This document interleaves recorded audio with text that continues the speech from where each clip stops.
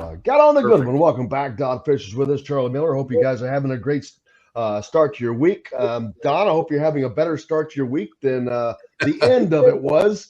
But the season has come to, I guess, an end of sorts as well, with Indiana losing in the NCAA tournament. But at least we can say that it came to an end in the NCAA tournament this season.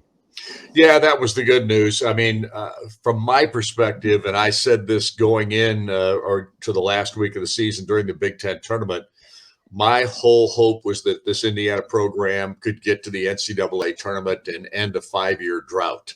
If they got into the NCAA tournament, to me, it was a win. Everything else after that was gravy. And from my perspective, that's exactly what happened. They played well enough in the Big Ten tournament to get themselves into the NCAA. They won their first game in the play-in matchup with Wyoming. I thought they played pretty well in that matchup as well. And then they had the trip from hell to go out to Portland, Oregon. Obviously, when they played St. Mary's, they didn't have a lot of juice left. And I think that played a big role in it. I don't want to sit here and make excuses, and I know the coaches wouldn't do that. Certainly, Kenya Hunter in our post-game show said that's no excuse. We've got to play better than that. But the fact of the matter is, the reality of it is that this team was wore out, and I don't think there's any question that the second half showed it. Yeah, it was like they hit a wall with about 5 minutes to go in the first half, and because they were competitive and right there, and then it's like it just left. It's like someone pulled the cork out of their legs and let some energy go, and you can just see a difference. You can talk about playing like that. I mean, how hard that is, and I know how tired I was personally without having played after having gone through that travel of sitting on a plane, cramped, and all that stuff. I can't imagine having to get myself together and play a competitive NCAA basketball game. Well, right, and you also, and the key here, fellas, is it's more we don't put in stake the mental capacity it really takes to really be prepared to play. I mean, these are young men, right? I mean, they're young and healthy, but you don't realize the mental capacity it really takes to play what they did, do what you've done in the Big Ten tournament a week ago. Prepare for a playing game, play extremely well, then turn around, fly across the country, and play. No excuse, but I've been in games where all of a sudden it's just the set out of the air. It's just what happened. But you don't want to put it on mental or physical capacity of being tired or fatigued. But the focus is gone. You can see the focus leave. You can see it. It drop off. And that showed up more on the defensive end for me. But yes, I can definitely agree with you, Bob. It's different. Hopefully it's a learning lesson for them as well. Well, and Don, hopefully it gives a lot of them some the experience going forward that they will need now that they hadn't had as a team. No member on that team had. So Right. Now they have experience of competing in the Big Ten tournament, moving on to compete in the NCAA tournament, which is what they're going to need next season. The team will probably look a little different. We'll have to wait for that to see. But the fact is they're back on track. Which when you break some streaks that they broke in this year, you lost to Purdue 9 straight. You got that out of the way. You lost to Michigan 8 straight. That one's out of the way. You beat an Illinois team you'd lost to 4 straight times, I think. You hadn't been in the NCAA tournament in 6 years. You've got so many monkeys off your back. You just got a whole family off your back, man. There was a lot of stuff they got rid of. Yeah, and I want to say this real quick. You not only got a lot of those things off your back, I mean, you did it with,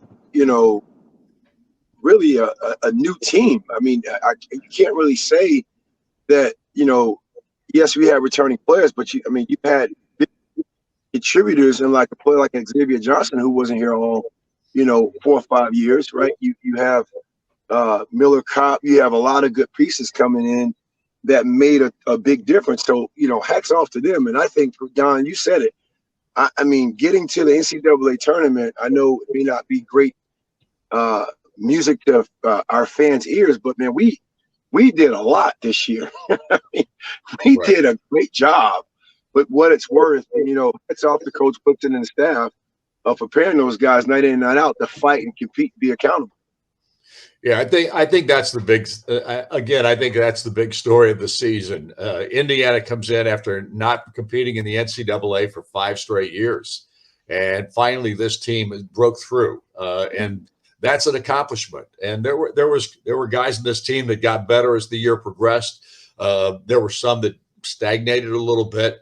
There were some that had to deal with injuries throughout the season. There was no question that they had more than their share of injury issues with a couple of guys. Trey Galloway, who everybody agrees is so pivotal to this basketball team and how well that they play, was out for 15 ball games, something like that. Rob Finney was out for 10 or so. I mean, you had guys that were critical to this ball club and not being able to compete in some of these contests. And then you had your ups and downs with the Northwestern thing. And still you came back and you made the NCAA tournament field. So people can look at it however they would like. Fan base is obviously very critical at times when this team doesn't play its best basketball, and I understand that.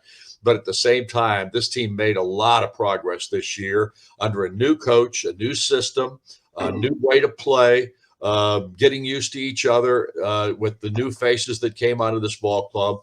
I think it was a very positive season for Indiana basketball, and I think it marks that this is going to be a program that's going to be reckoned with in the near future again. Yes, I agree. There's no doubt. There's now, I think, a new sense of urgency to off-season development, to camaraderie, all those things. I think, to really go back to that word, that culture word of galvanizing. I think that's going to happen a lot this offseason with relationships growing as well across the coaching staff and players as well. Well, and the fans, I mean, they've able to get everything back down to where playing in the tournament. It's fun. The pride that people take in it. More importantly, now everyone's going to look towards next season. Who's going to stay? Who's going to go? Those questions will come and go over the next few weeks. We'll have fun with that. But more importantly, this season and where it went and what was accomplished, like Don just talked about. They were able to get some things done and things that fans have to take into the fact that this is what you want out of your team. Well, they got there. I know you want more, but it's a step at a time. And they're there. They're in the place where making the tournament. This team, I know they didn't make it with ease, but they could have if they hadn't gone through some of the things they went through, Don, that they put themselves through. So I think that moving to the future, it's nothing but positive looking forward. Well, I think that's the key. And this is what fans don't realize, or I shouldn't say that most don't. I think most fans actually realize it's a process. It takes time. The patience, however, leads to frustration because the fan base is not all that patient. They've been waiting a long time for a team to break through a little bit. And if in truth, if you're looking at it from a realistic perspective, that's what this team did. It broke through with a new coaching staff, a new process, a new way to play. Different players stepped up this year as the season went along. And now you're going through another process, a process of determining who's coming back here, which is going to be critical here in the next several weeks to figure out exactly, for the coaching staff to figure out exactly what they have and what they will not have. Because let's face it, this entire team could come back. I mean, they're all eligible to return with the COVID year that has given everybody an extra year of eligibility. How many of those guys will? Who will get into the transfer portal? Who will check the NBA to see whether or not they're ready for that? Obviously, Trace Jackson Davis being the primary person to do so at this juncture, you would assume. So there's going to be a lot of questions still coming your way if you're the head coach of this basketball team as to what next year's roster is going to look like. And that's the next step. Yeah, because we know three people have to leave because 3 are coming in. So yeah. The math is simple. Who that is, I'll worry about guessing on that later. Because right now that is just that. It is simply a guess. because if the people you think are gone for sure, I promise you that's not the case. It's going to be a laborious thing. And I know that there's some frustration because you got a team like Iowa State yesterday who I think they lost. They were 2-22 or something last year, and making this year's Sweet 16, which is great for them. Congratulations. I mean, that stuff just doesn't always happen. But wow, it's amazing in today's game how quickly things can turn around, though, because this is not 2 years ago, 3 years ago. These teams can be built now so quickly and differently. It's mind-boggling. Well, go ahead, Charlie. Go ahead. No, go. I'm sorry.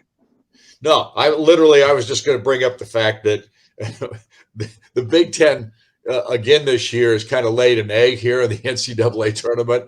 And we can sit here and bellyache about Indiana's performance at the end of the season all you want, but take a look at what happened to Iowa.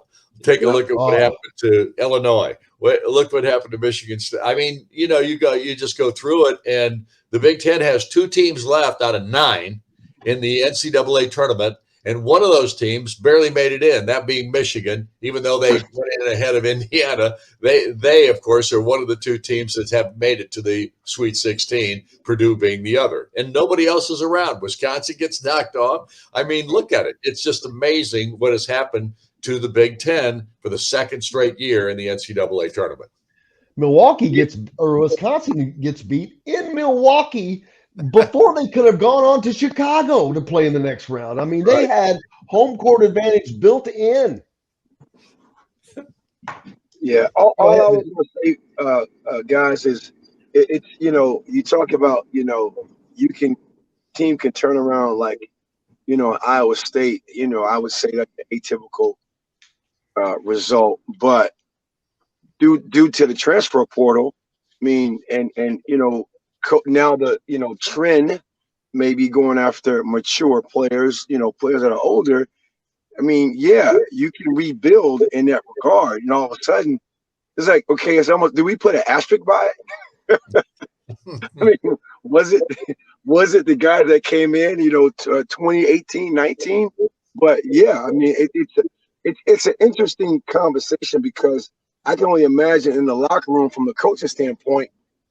Okay, what do you work on? Like, I mean, how do you prepare? What are your lineup? And I don't even know. I can only imagine like those things gotta puzzle you a little bit too as far as preparation for next season. Right. Well, speaking of next season, Don, you don't have to go to a game for a few months now. You don't have to get on a stinking plane and sit there for 2 hours on a tarmac, 2 different planes, I guess. What a way to end the season. But you get to not do that now. Yeah, you're right. I'll still be on a plane a couple times this summer because I go out to Utah to visit my brother and those kinds of things. But it'll be on a commercial flight. Gosh, I'm so excited to get on a commercial flight after the charter experience that we just had. But no, the truth of the matter is I always feel a little bit like it's always a little premature for the season to end. You know what I mean? It's like, gosh, we could have accomplished so much more. And yet at the same time, you've got to be happy for what has been accomplished this season. And, I'm looking forward to next year as well. I just think the next couple of weeks are going to be really, really interesting for this Indiana basketball program because of who's going to take off, who's going to test the waters. Will there be other transfer portal guys that will come in to take people's places if there's room for them, that type of thing? And then you hope that the 3 guys that are already announced as recruits that are coming will just take off and be with the team immediately so that Mike can start getting his program entrenched in their brains here as the next season progresses, because I honestly think we're going to need those 3 guys pretty dramatically. And we've got to fix the problem of Indiana basketball shooting the basketball. I mean, goodness gracious me, that has got to get fixed. And hopefully they can do it with the incoming recruits and the transfer portal, because and the guys that are here and just getting better at what they do. But I can't believe I'm saying this about an Indiana basketball team or program. we got to find some shooters. And that's just amazing in itself.